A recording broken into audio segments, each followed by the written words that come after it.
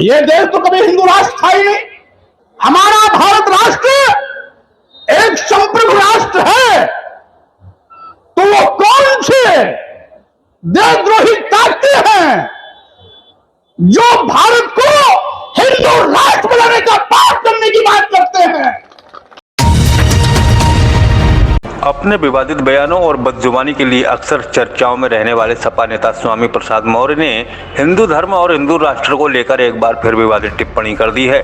स्वामी प्रसाद मौर्य इससे पहले भी हिंदू धर्म और हिंदू ग्रंथ रामचरितमानस पर विवादित बयान देकर हिंदूवादी संगठनों और आरएसएस के निशाने पर आ चुके हैं। स्वामी प्रसाद मौर्य की बदजुबानी का खामियाजा गाहे बगाहे समाजवादी पार्टी को भी भुगतना पड़ता है।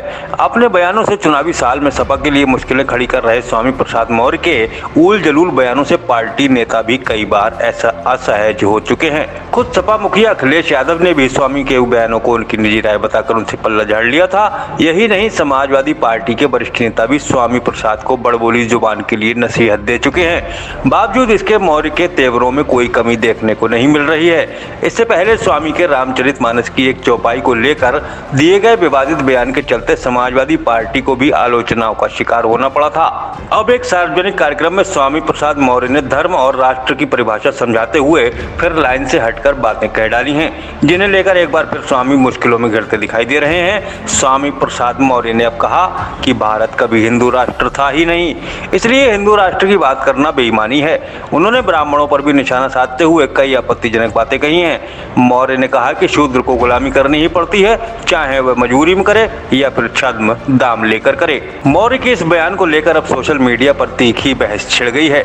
उधर अयोध्या के पीठाधीश्वर परमहंसाचार्य पर भी स्वामी प्रसाद मौर्य ने पलटवार करते हुए निशाना साधा है। गौरतलब है कि परमहंसाचार्य ने स्वामी प्रसाद मौर्य की हत्या करने वाले को 25 करोड़ रुपए का इनाम देने का ऐलान कर दिया था, जिसके बाद सियासत में परमहंसाचार्य के बयान पर बहस छिड़ गई थी। इसी मामले को लेकर अब स्वामी प्रसाद मौर्य ने कहा है कि किसी को गोली मारने के लिए 25 करोड़ की घोषणा करना, जीभ आंख कान काटने की सुपारी देना किसी साधु संत का चरित्र नहीं हो सकता।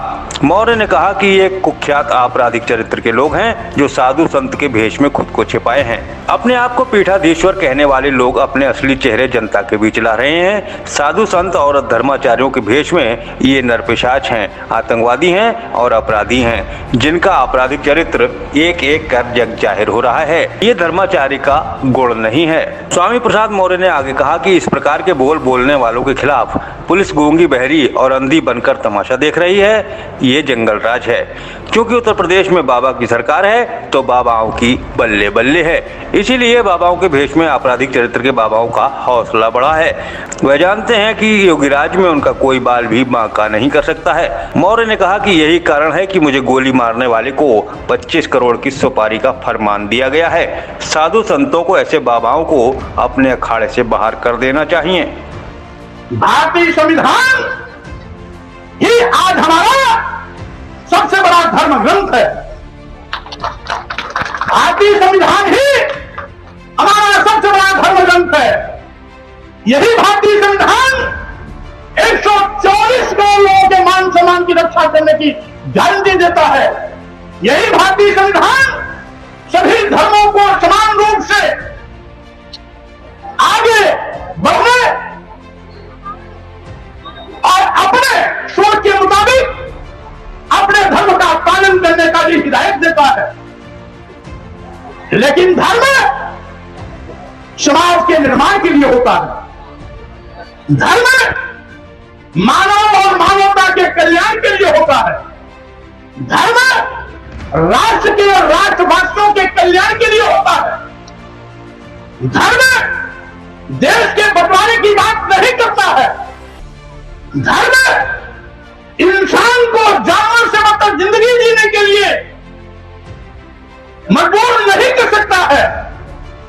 धर्म समाज को जात पात छुआछूत भूमि में बांटने का पाप नहीं कर सकता है। और इसीलिए मैं कहना चाहता हूं, आज धर्म की दुहाई देकर के कोई संविधान की धज्जियां उड़ाएगा तो स्वाभाविक रूप से ऐसे संविधान विरोधी ताकतों से निपटने के लिए हमें आगे आना पड़ेगा। अपने को धर्म का ठेकेदार कहने वाले लोग आज देश को बांटने की कोशिश में लगे हुए हैं। जब भारतीय संविधान हमारे देश को संप्रभु राष्ट्र भारत के रूप में मान्यता दिया है, हमारा भारत राष्ट्र एक संप्रभु राष्ट्र है, तो वो कौन से देशद्रोही ताकतें हैं जो भारत को हिंदू राष्ट्र बनाने का पाप करने की बात करते हैं? यह देश तो कभी हिंदू राष्ट्र था ही नहीं। यह कभी